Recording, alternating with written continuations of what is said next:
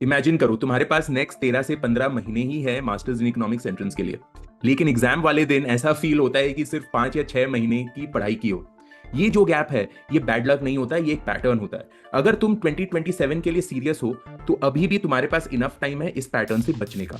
आज मैं तुमसे बात करूंगा जैसे मैं खुद 2027 अटेम्प्ट देने वाला हूं, मैं अपना प्लान कैसे बनाता और वो गलतियां कैसे अवॉइड करता जो मैं हर साल स्टूडेंट्स में देखता हूं। सबसे पहले 3 बड़ी गलतियां जो बार बार रिपीट होती है। मिस्टेक नंबर 1, सिलेबस कवर हो गया है इसको गोल समझना। स्टूडेंट्स के पास हर टॉपिक के नोट्स होते हैं, लेकिन एग्जाम में वो नोट्स मार्क्स में कन्वर्ट नहीं होते। कवरेज होती है, कैपेबिलिटी नहीं डेवलप होती। मिस्टेक नंबर 2, मुश्किल चीजों को डिले करना।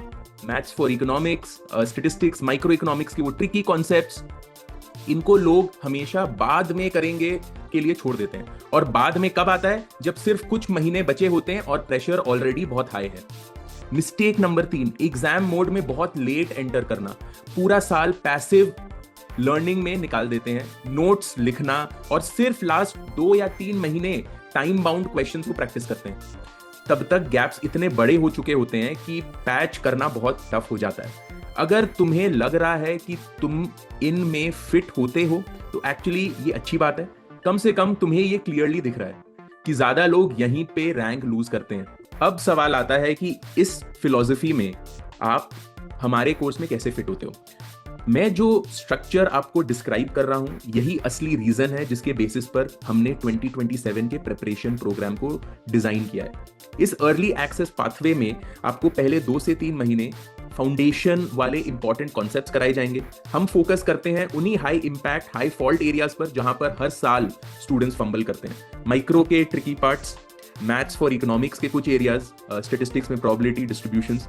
ओके, उसके बाद हम एक प्रॉपर फुल सिलेबस बैच में शिफ्ट करते हैं जो रिमेनिंग मंथ्स में कंप्लीट सिलेबस, पास्ट पेपर्स, मॉक्स और स्ट्रैटेजी कवर करता है, ताकि 13 से 15 महीने के फुल टाइम में स्ट्रक्चर्ड तरीके से हम लोग ये टाइम को यूज करें।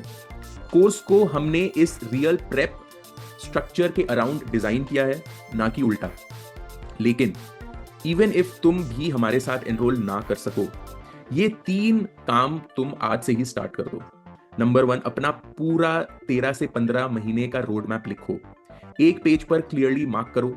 नेक्स्ट 2 या 3 महीने फाउंडेशन में क्या फिक्स करना है, नेक्स्ट साल से 9 महीने सिलेबस प्लस क्वेश्चन पैटर्न्स कैसे कवर करोगे, और लास्ट के कुछ 2 से 3 महीने कौन से टेस्ट, कौन से एग्जाम, कौन से रिवीजन के साइकिल्स आप टारगेट करोगे।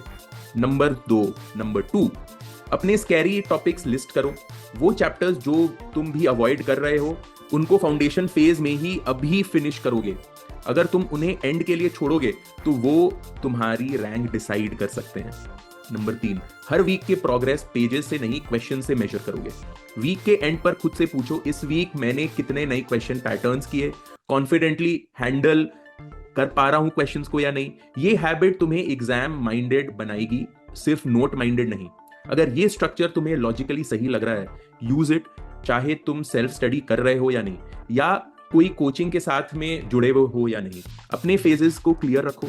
अगर तुम चाहते हो कि इसी स्ट्रक्चर को फॉलो करते हुए हम तुम्हारे साथ फाउंडेशन से लेकर फुल सिलेबस और एग्जाम मोड तक चलें, तो डिटेल्स नीचे डिस्क्रिप्शन में है। हमारा 2027 प्रोग्राम के साथ साथ में ये 2 से 3 महीने का फाउंडेशन प्रोग्राम आपको फ्री में एज अ बोनस दिया जा रहा है। देखो क्या तुम्हारी थिंकिंग इससे मैच कर रही है, फिर डिसाइड करो। जो भी डिसाइड करो, बस एक चीज इंश्योर करना, ये 13 से 15 महीने की मेहनत एग्जाम हॉल में 5 या 6 महीने जैसी फील नहीं होनी चाहिए। मेरा आशीर्वाद आपके साथ। Happy studying, all the best.